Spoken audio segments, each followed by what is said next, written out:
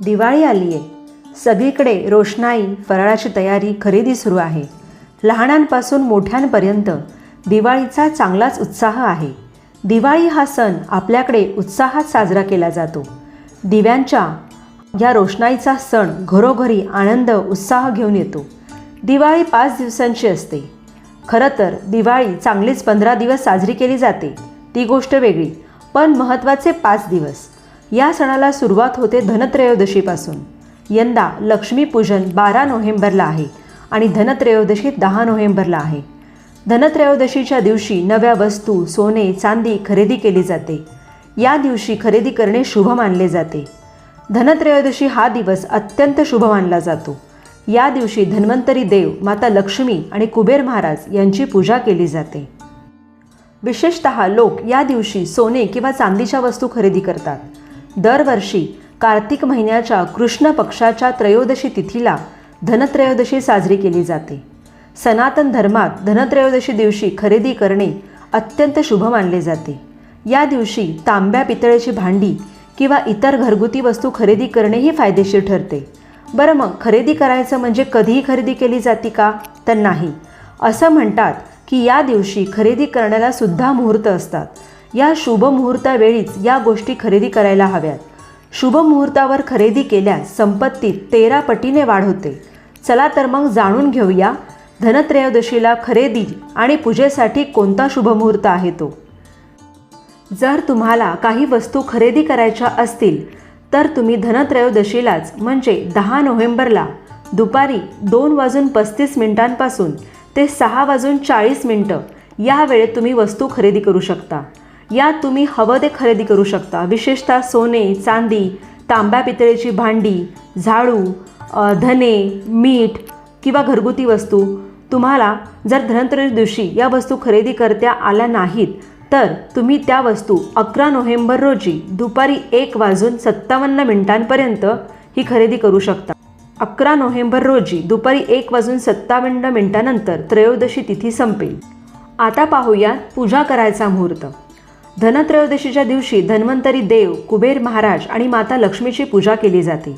ही पूजा तुम्ही 10 नोव्हेंबर रोजी सायंकाळी 6:02 ते 8:34 करू शकता. या दिवशी संध्याकाळी धनाची व आयुर्वेदिक औषधांचीही पूजा केली जाते. या दिवशी एकत्र येऊन धन्वंतरी देवतेचे मनापासून स्मरण करावे. आयुर्वेदाचा अर्थ आयुचे म्हणजेच मानव जीवनाचे ज्ञान असा आहे. भारतातील हे आयुर्विज्ञान सर्व जगात पसरले. निरोगी माणसाच्या स्वास्थ्याचे व रोगी माणसास रोगमुक्त करणाऱ्या आयुर्वेदाच्या मूलभूत सिद्धांताचे चिंतन आणि प्रचार होणे आवश्यक आहे. धनत्रयोदशीचा हा दिवस आणखी एका गोष्टीची स्मृती म्हणून पाळला जातो. क्षीरसागराच्या मंथनातून 14 रत्ने बाहेर पडली. त्यात चंद्राचा थोरला भाऊ म्हणून धन्वंतरी हे 5वे रत्न बाहेर पडले. श्यामवर्ण, माथ्यावर मुकुट, डाव्या हातात कुंभ आणि उजवा अभयकर म्हणून आश्वासन देत असलेली धन्वंतरीची मूर्ती आहे. यांच्याचमुळे आयुर्वेदाचा विकास झाला. म्हणून यांना आदिदेव, अमृतयोनी, सुधापाणी अशा नावानेही ओळखले जाते. यांच्यामुळे नाना औषधांचा विकास झाला. अनेक वनस्पतीचे औषध तत्व देवांना समजले. भगवान विष्णूच्या 24 अवतारात धन्वंतरी देवतेची गणना होते.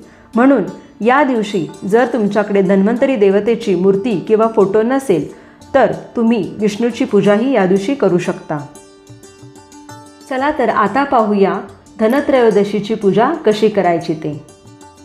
सर्वात प्रथम जिथे आपल्याला धनत्रयोदशीची पूजा करायची आहे ती जागा झाडून पुसून स्वच्छ करावी. तेथे पाट मांडावा. पाटावर लाल वस्त्र अंथरावे. पाटासमोर रांगोळी काढावी.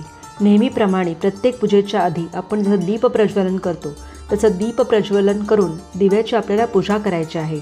दिव्याला हळद, कुंकू, अक्षता व फूल वाहून घ्यायचे आहे.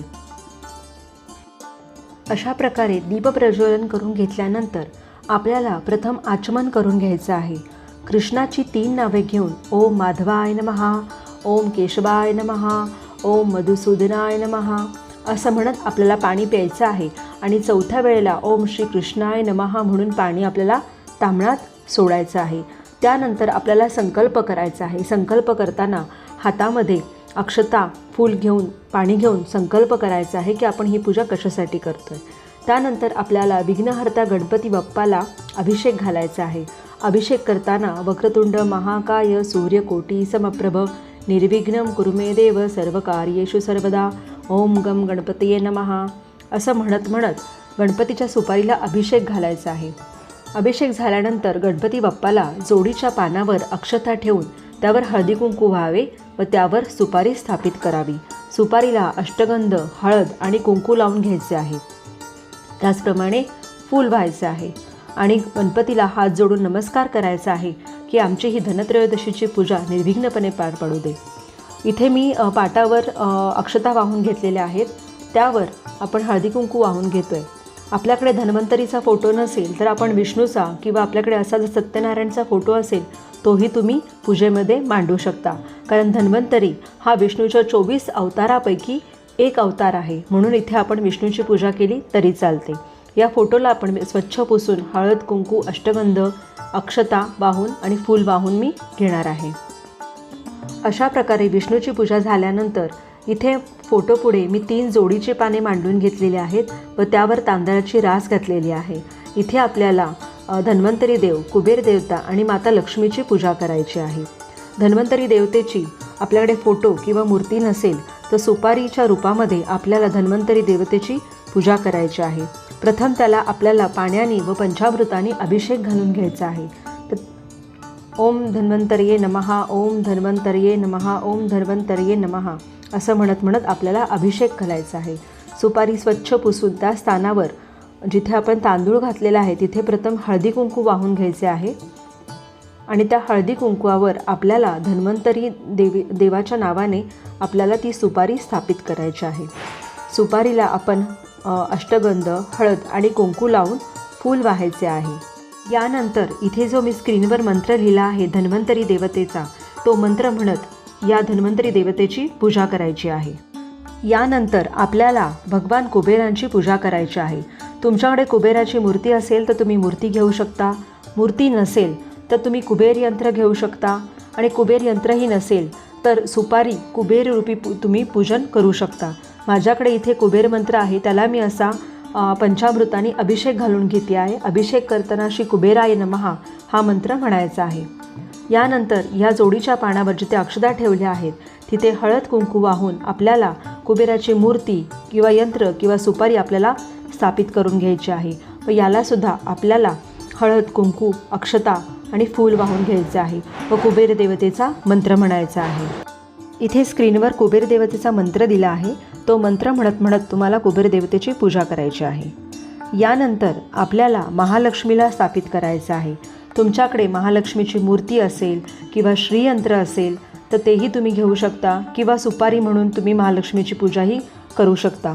मी इथे श्रीयंत्र घेतलेलं आहे. श्रीयंत्रालाही मी पंचामृत व पाण्याने अभिषेक करून घेणार आहे. अभिषेक पूर्ण झाल्यानंतर व्यवस्थित स्वच्छ पुसून श्रीयंत्र आपल्याला त्या जोडीच्या पानावर जिथे आपण अक्षता ठेवलेल्या आहे तिथे हळद कुंकू वाहून त्यावर आपल्याला श्रीयंत्र किंवा मूर्ती किंवा सुपारी स्थापित करून घ्यायची आहे. त्यालाही आपण पंचोपचारे पूजा करणार आहोत. म्हणजेच अष्टगंध लावून हळद कुंकू लावून आपण विधिवत श्रीयंत्राची पूजा करणार आहोत. श्रीयंत्राला फूल वाहिल्यानंतर माता लक्ष्मीला कमळ जसे आवडते म्हणून आपण इथे असेल तर आपण कमळगट्ट्याची माळही माता लक्ष्मीला घालायची आहे. अशा प्रकारे पूजा झाल्यानंतर आपल्या घरात जे सोने, चांदी किंवा पैसे असतील त्याचीही आपल्याला धनत्रयोदशी दिवशी पूजा करायची आहे. त्यालाही सोने, चांदी आणि आपण जे पैसे ठेवणार आहोत त्याला आपण हळद कुंकू, अक्षता आणि फूल वाहून घ्यायचे आहे. त्याचप्रकारे धनत्रयोदशी दिवशी आपल्या घरामध्ये जे काही धान्य असतं त्याचीही आपण इथे पूजा करतो. आपल्याकडं ह्या ज्या बोळक्या असतात किंवा गुंडग्या म्हणतात किंवा कुंड्या म्हणतात त्यामध्ये आपल्याला घरातील धनधान्य भरून त्याची पूजा करून घ्यायची आहे. लक्षात असू द्या, ह्या धान्यामध्ये काळ्या उडदाची पूजा कधीही करायची नसते. यामध्ये आपल्या घरात उडीद सोडून जे काही धान्य आहे ते यामध्ये भरून आपण याची पूजा करायची आहे. हळद कुंकू, अक्षता व फूल वाहून याची विधिवत पूजा करायची आहे. अशा प्रकारे पूजा करून घ्यायची आहे. यानंतर त्या दिवशी आपल्या घरात जो काही फराळाचा नैवेद्य झाला असेल तो नैवेद्य आपल्याला इथे दाखवायचा आहे. या दिवशी धने आणि गूळ हे एकत्र करूनही देवाला नैवेद्य म्हणून दाखवला जातो. तर अशा प्रकारे ही धनत्रयोदशीची पूजा आपल्याला करून घ्यायची आहे. तुम्हाला मुहूर्त आणि वेळा सर्वच या व्हिडिओमध्ये सांगितलं आहे. त्या वेळेमध्ये तुम्ही ही धनत्रयोदशीची पूजा नक्कीच करू शकता. अशा प्रकारे धनत्रयोदशीची पूजा झाल्यानंतर आपल्याला अजून एक महत्त्वाची गोष्ट करायची आहे आणि ते म्हणजे यमदीपदान. यमदीपदान का करायचे, कसे करायचे, कधी करायचे, यामागे काय कथा आहे, काय शास्त्र आहे, हे सर्व आपण पुढील व्हिडिओमध्ये जाणून घेणार आहोत. जर तुम्ही या चॅनलवर नवीन असाल तर आपल्या या चॅनलला नक्की सबस्क्राईब करा व यमदीपदानाचा व्हिडिओ नक्की बघा. चला तर मग पुन्हा भेटूयात पुढच्या व्हिडिओमध्ये. व्हिडिओ आवडला असेल तर नक्की लाईक, शेअर आणि सबस्क्राईब करा, कारण हा चॅनल माझा नाही, आपल्या सगळ्यांचा आहे. थँक्यू. Stay tune.